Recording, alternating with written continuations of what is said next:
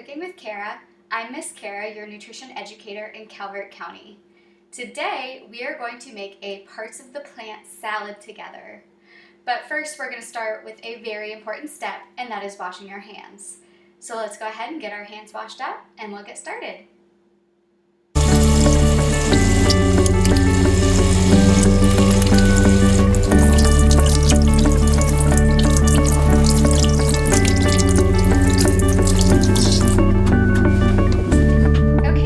It's time to start making our parts of the plant salad.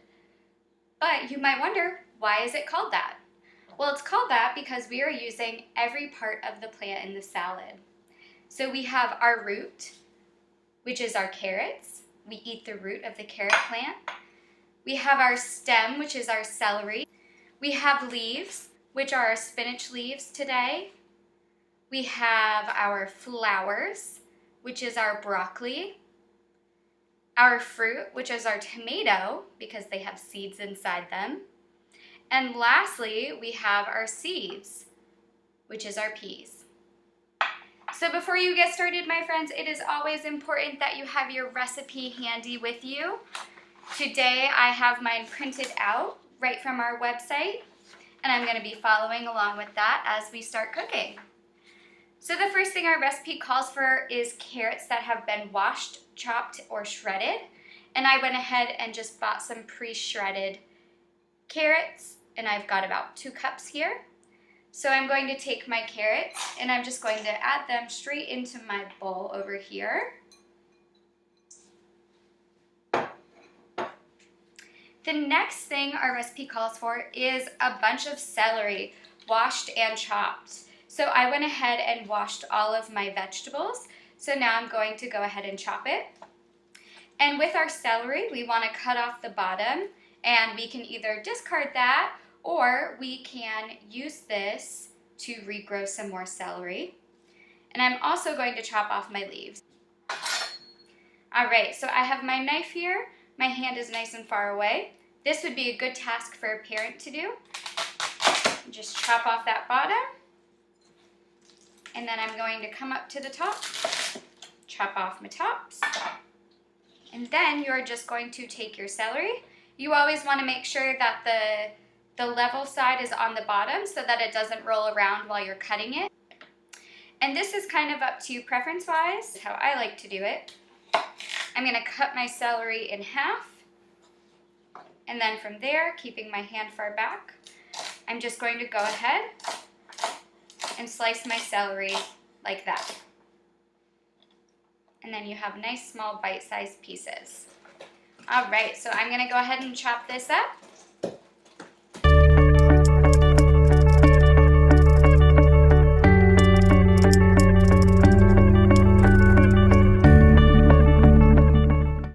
Okay, my friends, now that we have our celery all chopped up and added in with our carrots, we are going to move on to our next ingredient on the recipe, which is our frozen peas. So I put these in my refrigerator overnight in the bag and just let them thaw out on their own. I've got 1 cup here, and this is a great task for our kids to help out with.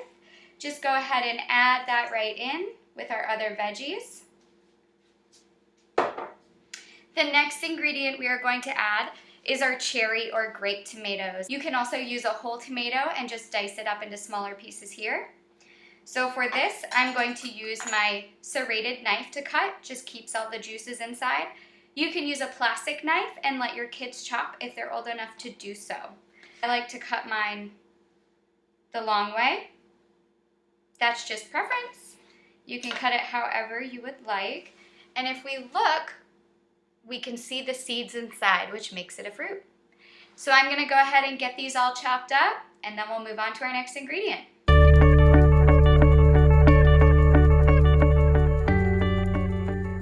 Next up, we are going to put our flowers in. So we've got our broccoli. We're gonna go ahead and get our broccoli chopped up. So for this, I usually like to chop off the bottom part, just the stem that's been sitting at the grocery store. And then a fun and easy way to get your kids to help with this is to have them just use their fingers to tear the pieces off. So rather than cutting it, you can just have them shred it. Sometimes I like to do that too.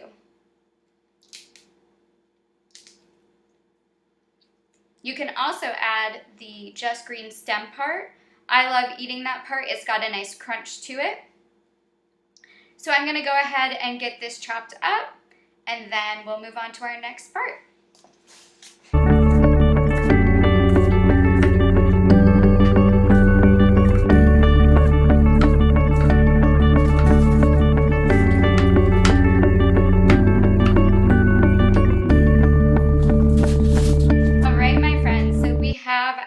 Broccoli added in here with all of our other fresh produce. This is looking so good to me.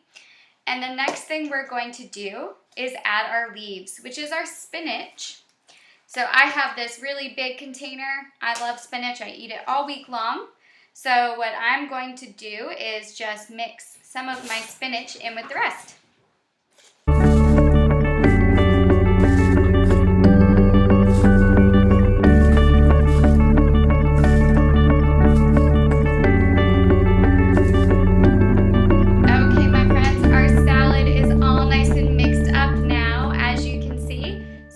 Go ahead and put this off to the side and get started on our dressing. So for the dressing, we are just using a vinaigrette dressing recipe.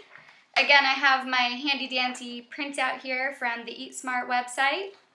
And this is a really simple dressing that you can make ahead and store in the refrigerator so that you always have it on hand. We're going to use some olive oil. Any sort of vegetable oil works for this. That's what I have on hand. We're going to use a vinegar, and I have red wine vinegar. I really like it. It's a nice light flavor, and it's got a little bit of sweetness to it, so it's not too strong. We have some Dijon mustard, some dried herbs, and then just a little salt and pepper that we are going to add to it as well. So I'm going to start with my vinegar, actually, and we're going to do 2 tablespoons of this. And I'm going to add it to my bowl here. Dressings are awesome because they're a really flexible recipe. You can cook with kind of whatever you have on hand. If you don't have vinegar, then any sort of citrus will do as well. The next ingredient I'm going to add is my olive oil. And we are going to add 3 tablespoons. So again, our vinaigrettes don't have to be perfect. Your measurements don't have to be exact, and it can also be based on what you like. That's why I love making my own dressings at home. I get to play with the recipe and add ingredients based on what I have. We're also going to add some Dijon mustard, and this is going to be just 1 teaspoon.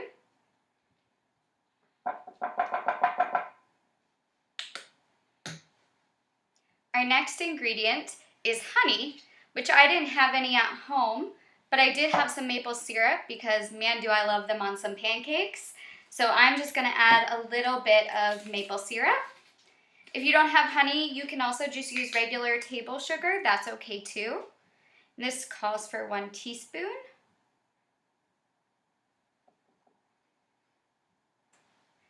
And our next ingredient is just some good old-fashioned salt for a little bit of flavor. This calls for a 1/4 teaspoon, and I'm just going to eyeball that and add about a 1/4 into my 1 teaspoon measure. This is a great way to practice fractions with your older kids. I'm also going to add some black pepper to this, and again, it just calls for a 1/4 teaspoon. This can be preference. If you want more, you can add more. And then last but not least, you can personalize it with different herbs or spices that you might have on hand. I decided that I really wanted some cilantro in this today, and I didn't have any fresh, but I had some frozen. So I'm just gonna go ahead and add a couple shakes of that. It's also perfectly fine without any herbs. It will still be nice and yummy. And I'm going to mix this into my salad now. So I'm going to stir that up. And you want to mix it until it starts to get a little cloudy. And that's how you know that everything comes together. This is called an emulsion. An emulsion is when you mix water and oil together, which usually like to separate. So that's the color you're looking for there. This salad is gonna last me a couple days, so I don't wanna mix the dressing in now because it would get too soggy. So I'm going to scoop some of my plant part salad into a bowl.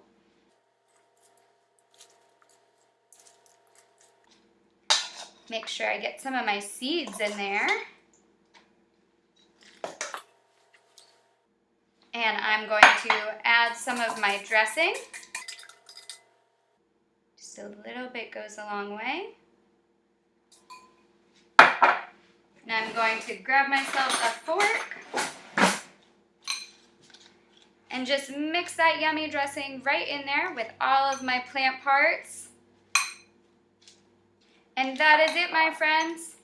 You have yourself a beautiful plant part salad ready to eat. Enjoy it as a family. I hope you liked this video, and I'll see you next time. I hope you enjoyed making that recipe with me today. And if you remember from our book earlier, The 2-Bite Club, you'll remember that it's always important to try foods even if we're not sure.